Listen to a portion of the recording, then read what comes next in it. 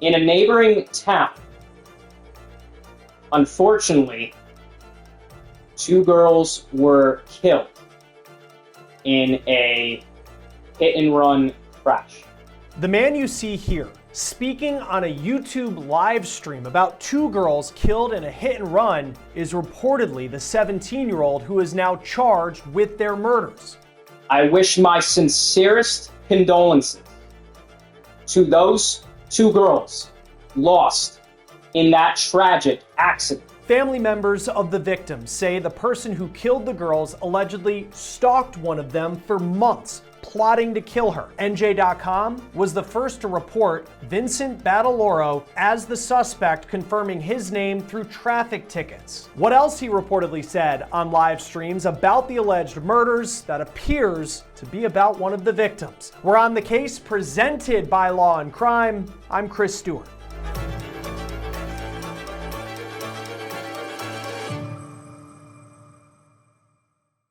This story is about a 17-year-old who, after allegedly killing 2 girls with his SUV, went home, played video games, and streamed it live on YouTube talking about the case. And there's more to the story that you're not getting, but when the time comes, I will explain it in greater detail. That is reportedly 17-year-old Vincent Battiloro, and this is a video that is on his YouTube account. His username is VinnyBat118. He goes on this account and he live streams himself and a friend playing a baseball video game. NJ.com was the first to report his name, confirming it through traffic tickets, they say. I'm not going to give you any more information, but I will say this, okay? Making threats against my family will not be tolerated. Battiloro reportedly streamed this video after what happened on Tuesday night to the 2 girls you see here, Maria Niotis and Isabella Salas. Both were 17 years old. They were best friends. They were riding home together on e-bikes in their community of Cranford in northern New Jersey. It was Tuesday night around 5:30. WPIX took this image from their helicopter of the crime scene. The girls were on Burnside Avenue. It's a typical suburban street outside New York City, and as the girls were riding down the street, they were hit by a black Jeep Compass, police say, and the driver allegedly took off. Here's a picture that the Union County Prosecutor's Office put out in the wake of the crash as they searched for the driver. Soon after word of what happened to these young girls came out, neighbors went public with what they say was allegedly happening, that this was no accident, that it was not even a random hit and run. They claim this allegedly was a targeted attack by a boy who was allegedly stalking Maria Niotis. They say that person is now charged with her murder as well as Isabella's, and that person is who NJ.com is reporting to be Battiloro, and the same team that reportedly goes by VinnyBat118 on social media. Now listen to what he said on a stream on Wednesday, September 24th. This is before the girls were killed. He says that he has a, quote, vengeance against someone named Maria. So we're going to try to do this. I don't know if it'll work. The place closes at 12. But here's what we're going to do. I think Maria's hungry. I think we're going to send her a pizza. Cheer her up. So y'all know I have a vengeance against this girl for accusing me of sending. I'm going to call a pizza to her house, and here's how I'm going to do it. So I told you all that I bought the brand new iPhone 17 Pro Max the other day, and I'm going to be using this as my main phone now. Better camera to do vlogs on. But in the process, I still have my iPhone 16 Pro Max. And here's what I'm going to be doing.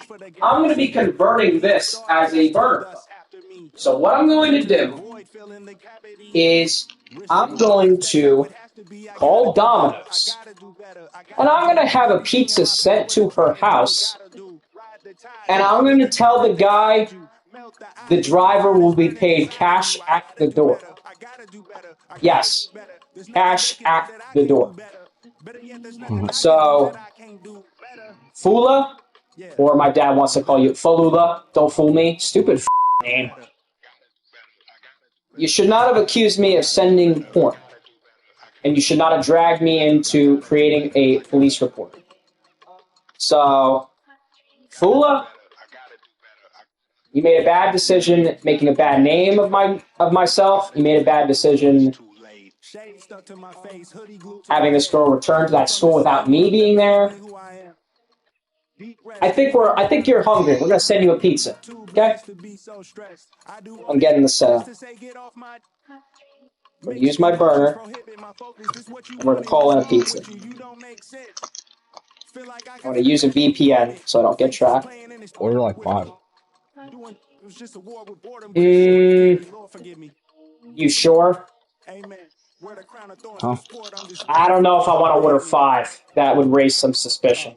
Now you hear him say that he has a vengeance against Maria. 5 days later, Maria was killed by the person driving that black Jeep Compass, according to police. Her friend also killed as they were riding together home from that school function on e-bikes. Now, before we get back to this episode of On the Case, I need to talk about something important, because in covering true crime, we see a lot of stories that show that life can change in an instant in ways that we could never expect. I do think about that a lot personally when it comes to my family and making sure that my kids' futures are secure and safe. That said, life insurance, it's one of those things that no one wants to think about until it's too late. I mean, I certainly don't want to think about a day when I might not be there for my kids. You might feel the same way, whether it comes to helping pay for college or keeping a roof over their heads. But having a term life insurance policy is a way where if something does happen, you make sure that your family has more protection and you have a little more peace of mind that you did everything in your power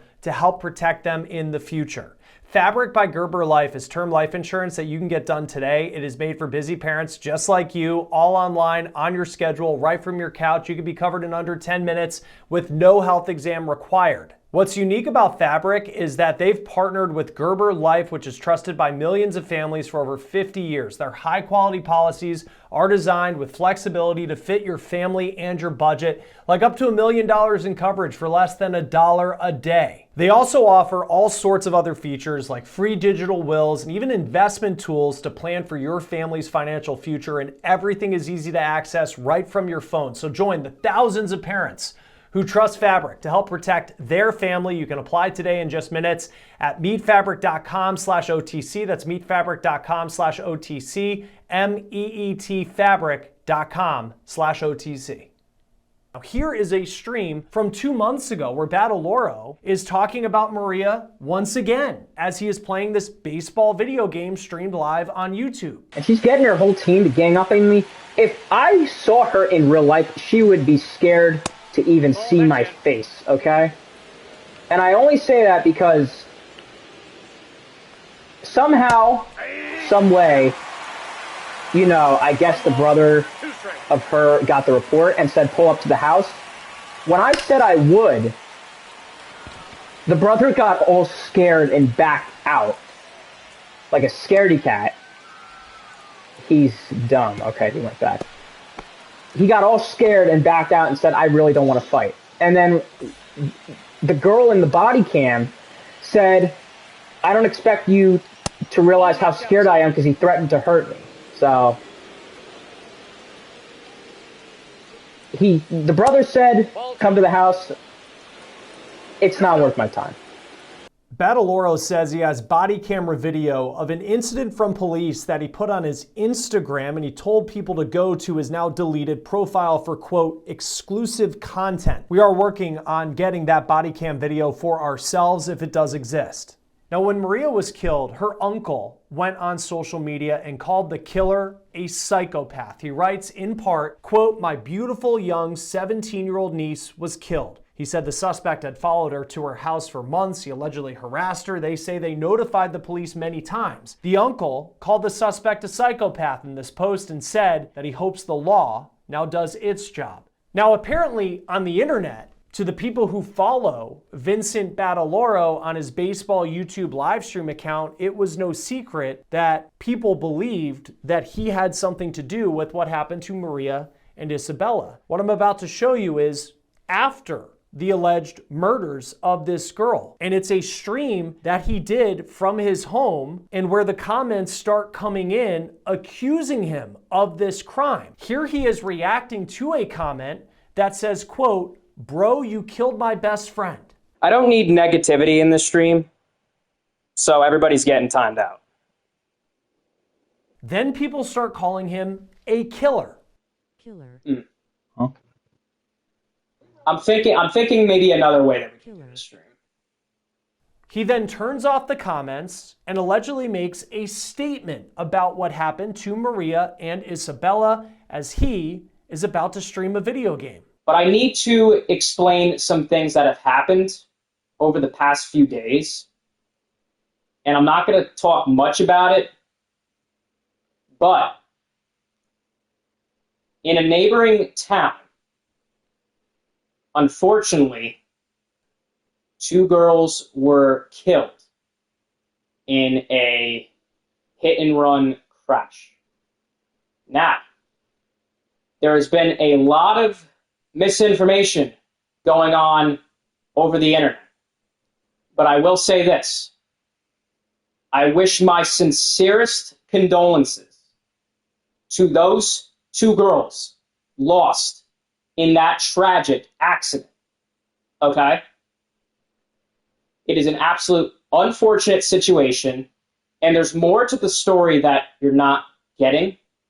But when the time comes, I will explain it in greater detail. I'm not authorized to talk about the whole thing. I'm not going to give you any more information, but I will say this, okay? Making threats against my family will not be tolerated. My cousin has received hateful messages over social media about this whole spiel, and he's had to unfollow me on everything because of this whole drama. Why are you guys getting him involved? It's one thing, okay, if you hate me, you hate me. If you don't, you don't.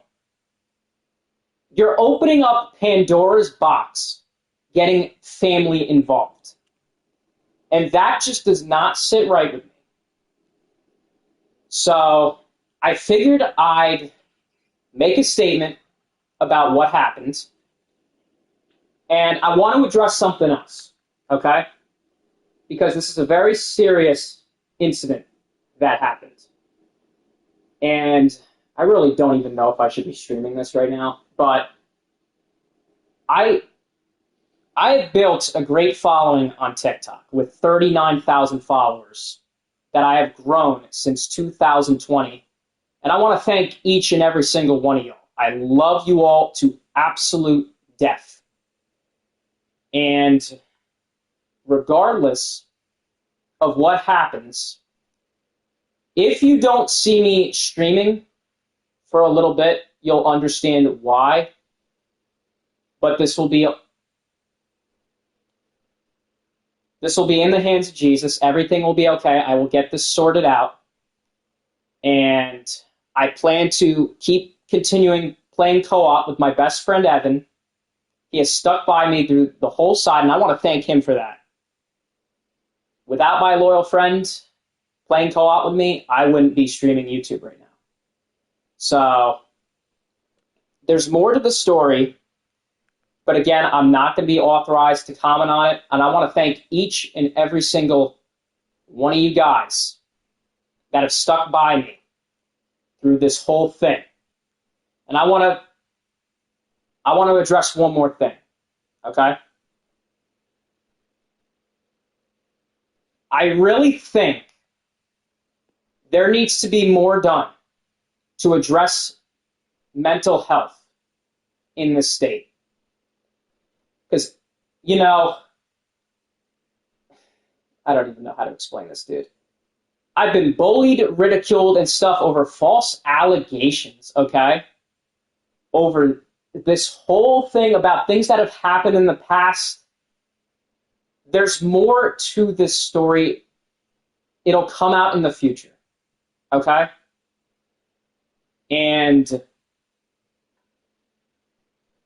I'm going to let you all know this right now. I don't plan to go anywhere anytime soon regarding streaming. But again, if I do end up taking a hiatus, I'm telling you guys why. So, I really think New Jersey needs to do a better job addressing this mental health crisis because I've been through way too much. I'm a nice kid. I'm 17 years old with a good family by my side. And these allegations that have been ruining everything is a shame. But again, I'm going to leave it at that. I really think you all should be a lot nicer to each other. If anything happens, I'm going to give you all some advice. All right? If you get bullied and ridiculed in school about, stuff that people hate you, I would tell your counselor immediately. And, before this gets out of hand, you got to address all these things because I'll tell you what, the amount of bullying that I've been put through in the past has been absolutely absurd. And I'm going to be honest with you, the state is not doing a right job addressing this mental health crisis. And I hope Shitterelli can fix this shit, okay? So, that is all I'm going to say about this whole thing. I'm not going to talk about it anymore on the advice of loved ones and others. We're going to play co-op with Evan. And we're only going to do one game. And depending upon the next steps, I'll probably be live tomorrow. Because here's the thing. I was originally going to start a school today. But with all this hoorah happening, it kind of screwed that up. So I plan to be live tomorrow. I don't know about Evan, but again, you're going to be seeing more lives coming in the future, and I will address this whole thing hopefully in the next coming days. So, Evan, if you want to say anything, you are more than welcome to. He then goes back to playing a video game. Now, you just hear in his voice, at least to me, this comes off as someone who thinks they are in control. You heard him making accusations about bullying. We'll see how this case progresses forward and whether that becomes a factor in the defense. But if what he is accused of is true, the fact that he went on social media talking freely about this case in many ways while playing a video game, if all of that is true and he is guilty of what he's accused of, that is incredibly unhinged. The suspect in this case is facing 2 counts of first-degree murder. Now, in the wake of his arrest, the police chief in the neighboring town, whose last name is Battiloro, released a statement on the town of Westfield's official Facebook page, and it was kind of a shocker. It reads in part, quote, "While social media has made it known that the accused is related to me, he is not my son and not a member of my immediate family. I want to be clear, as loud and as firm as possible, that in no way do my wife, children, or I condone, defend, or excuse the actions that caused this terrible and tragic loss of life." He said that he remained silent over the past couple of days until charges were filed against the suspect, who he does not name in this post. Now, it's hard to imagine what these families are going through. The phone call that they received the night that these 2 girls were killed. This is a picture that was posted by Isabella's family just days ago. Their daughter behind the wheel, learning to drive, with the caption by her mom that reads, quote, "A moment like this." Maria's obituary says that she was born in Greece, she moved to the US with her family, and after high school, she wanted to start a career in cosmetology. There is a GoFundMe for these girls that at this time has raised more than $145,000. Join us now to break this one down is retired NYPD Detective David Sarney. It's always great to have you on Law and Crime. These YouTube videos, these streams that the suspect allegedly did we'll start with the ones after these 2 young women were killed. Clearly, if all of this is true, I mean, unhinged is the word that I keep thinking of, but in terms of an investigation, what role will these live streams play? Again, well, thank you for having me. Again, you're going to look at this as a time frame.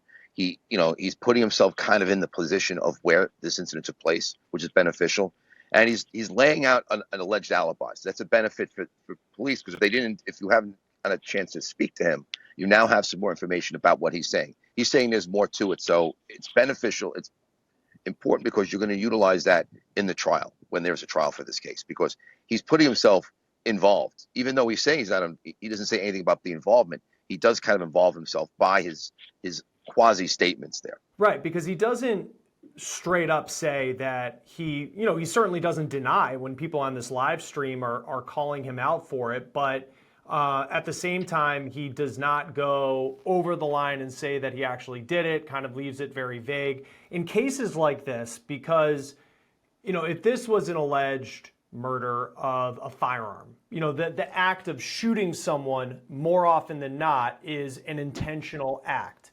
People driving a car, everybody does it every day. How do you prove in cases like this that it actually was an intentional act to hit these two young women? Well, he's the claims of knowledge of him to the family. They know him. They know of him. They saying they stalked him for months.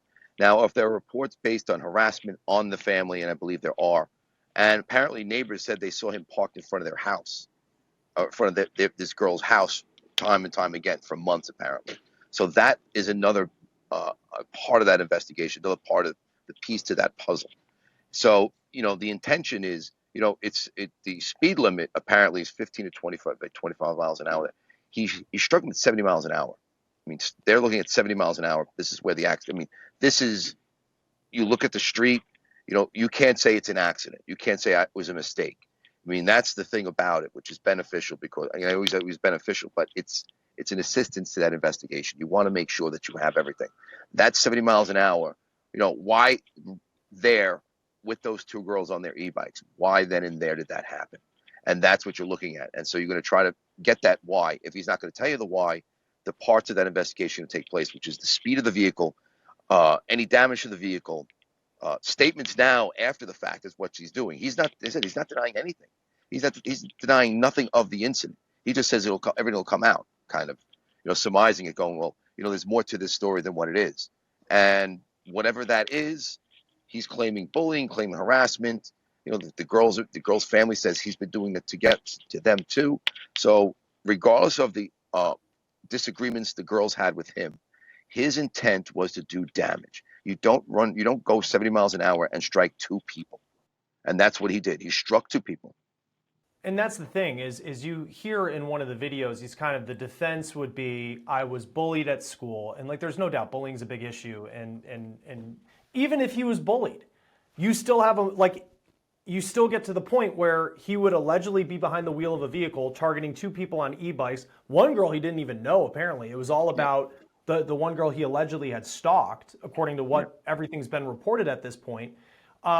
Even if that's the case, say it was a horrific case of bullying at school, and there's something we don't know, and something happened at school. Would any of that impact the case we're talking about, which is he's behind the wheel of a car, allegedly deliberately going at two people, hitting them at 70 miles per hour, and I think it's 35 miles per hour was the speed limit on that road? Yeah, you have to look at it this way, and there's no excuse. I was a teacher for years. There's no excuse, regardless of how much bullying it is, to actually, and this is the reality of it. There's information that he was parking the vehicle. They was back and forth. He's on his streaming app. He's on a streaming app complaining about them. He sends a fake food delivery to their house. He's doing a lot of things. If you're talking about bullying, you fake the phone. You kind of spoof the phone, where then you're making calls to their house with deliveries of pizza. This is a person, I don't say is unhinged. And if you're harassment, if you're bullied, there's alternative ways to handle it.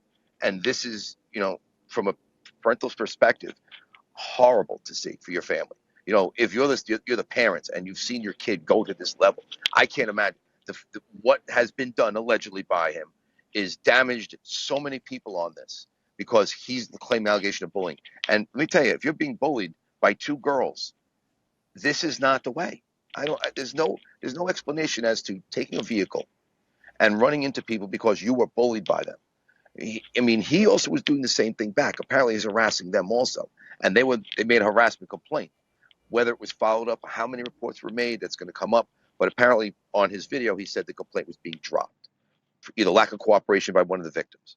Well, and he had said as well that apparently there's some body camera video somewhere, because he had said that he had it. We're working on getting it because we'd like to see that and what context it adds to the dispute that they were in.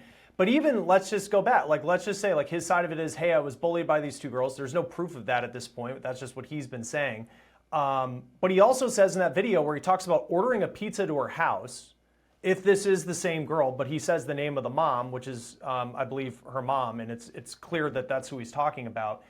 He says he has a, quote, vengeance for this girl, and he's going to order this pizza. I mean, in terms of damaging things on these live streams and how it played out, like and I'm not a lawyer, but if I was, I would point and say that is clearly that this isn't being bullied. This is a back and forth dispute you had with someone. You were not the victim in this case. Right. Yeah, that's what you're looking at. A bullying would be someone consistently harassed and has no alternative to do. He was doing it back. He was involved, and with the phone calls for the pizza, he was trying to. He called the wrong number. So he didn't even just stop at that. He consistently went on that rant about the pizza delivery and making the phone calls. This is not a person that's bullied. This is a person that has, and like you said, Chris, pretty accurately, it seems to be a back and forth dispute for whatever unknown reason. Apparently, he was mad at her also because she, I think, with dealing with Charlie Kirk's, murder. She was very flippant on it from his perspective, from what he's saying. So they're just building to this level of anger. But it comes back again with kids. Juveniles have no way of being resilient. They don't know how to handle their emotions. They don't know how to handle anger. And all they do now is just lash out. This kid had 40,000 followers, around 40,000 followers on his channel, which is shocking to think about a kid having that many viewers. He's been on the system since 2020. So he's been raised in video. So everything he expects is praise. Now someone is not praising him. Someone is either going back at him for something, and it's someone that he knows. So now he does what he thinks is right in his mind. I'll go back at her. And then somehow he develops this idea that the only way I could deal with this vengeance is to finally do something about it. And he speaks with such a confidence. He is not scared. Definitely. If you look at a person who, if you're accused of a crime like that, would you go on video and talk about it? And he was calm, collected. He was mad about people who were saying bad things about him. I mean, like they're texting him, they're saying things, and he shuts them off, and he doesn't go off. He stops that and talks, which tells you this is a person who is confident in their actions. You don't want to hear about crazy or insane. He is confident in what he did or his actions, and he kind of explains it. There's more to the story, but there's not more to a story if you are engaged in running two girls over for whatever reason you think it is. There's no explanation for that. And legally, the police can only do what we can do. And harassment, even if that case was followed up as a harassment charge, in New Jersey, he's a juvenile in that sense. They're gonna, they're not going to be able to do anything. He'll get might see a juvenile officer. That'll be it. Maybe he would get maybe 20 hours of community service. That's the thing. There's no punishment the police or the legal system can do. But this is something that schools need to look at, dealing with kids and how they're handling their relationships. Well, and that's what stood out to me was like the confidence with which he speaks in these videos. And the idea that he thinks he's going to be back playing his video game with his friend after this is like he signs off in the video being like, I'll be back here with his friend playing these games, as if like in the world of, if this is all true, like he killed two people allegedly. And it's the idea like that it's like that world doesn't exist for him. And it's just bizarre to watch and to think he's 17 years old and doesn't seem to comprehend the reality of outside of the video game world. I mean, he'll be lucky if he plays a video game ever again once he's convicted of right now, which is double murder. I know at 17, I mean, he's a minor in New Jersey, What goes into, I mean, he's going to be facing these 2 charges. I don't know what his birthday is, but the idea of being charged as a juvenile compared to an adult. Well, that's another issue you're looking at. They issued summonses to him, and like, why would they do the summonses? The summonses, you don't need an age, which is beneficial because at least you have something there. It's a good thing to have. And reality is that was what he did. His actions were on those summonses. You know, leaving the scene, excessive speeding, no license, all of that. The juvenile. Now, this is the thing about Jersey. They could take him to adult court if they wish to. New York State's the same thing. You know, you can be charged a juvenile for those high level crimes. In this case, of murder. They may keep it in juvenile court, family court, because he's going to be 18 next month. So it doesn't really change much. That's why he's going to be 18 when they go to trial. The action was at 17. So that's the thing. He's a juvenile considered in New Jersey. The prosecutor's office of the Union County, I think, is the prosecutor. Their office can determine whether or not they want to take this to from family court to criminal court. And that's why they're building all this information. That's why they're all building this investigation. The summonses. They're going to get probably any ring cameras that people have, any more information they have. Look back on anything. I don't know if they interview victims or complainants on body-worn camera, because I know sometimes some agencies don't do that. If they're doing that, that's something you want to have too. If there is that body-worn camera, if there's body-worn footage from officers talking to them, that's beneficial too. So everything's going to play into that, whether they're going to raise it up to that murder charge, from family to criminal court. And looking at him and just hearing him, this isn't a child. You know, we're into this whole thing about culpability. You don't understand. He understood enough to get in, and allegations, of course. He understood enough to prank call pizza, and we've all done that at one time. You've done prank calls. That's not the point there. But raising to the level of what he did, where he's actually apparently sitting in front of their house, the police get a complaint report about him, and it doesn't stop you. You continue on. And if it's true that he got in the car, saw them, and ran them down at 70 miles an hour, the intent is there. There's no, I made a mistake. It's a residential street. It's not a highway. I mean, what the crime scene apparently was horrific. I mean, you think about 2 girls being run over by a car, like one body, but I think one body, they were like separated. It separated from each other. I don't know how, I don't even talk about the crime scene, but imagine responding to that and that neighborhood is an extremely quiet residential neighborhood, and you're seeing this happen, and everyone gets out and sees this. And now you look at it as not a mistake. It looks like it's an intentional act. Yeah, and it's just from the crime scene to these young women who, you know, their lives were all ahead of them, and then here's a kid who's just completely, it seems, and I keep saying, if all is true that is being reported, just completely detached from reality, and now, you know, it will be a very harsh reality in the legal system for him. Retired NYPD Detective David Sarney, it's always great to have you on Law and Crime. These are really tough stories. Thanks for talking with us about it. All right. Take care and stay safe. That will do it for On the Case, presented by Law and Crime. Subscribe to us on YouTube and Spotify. I'm Chris Stewart. We'll see you next time.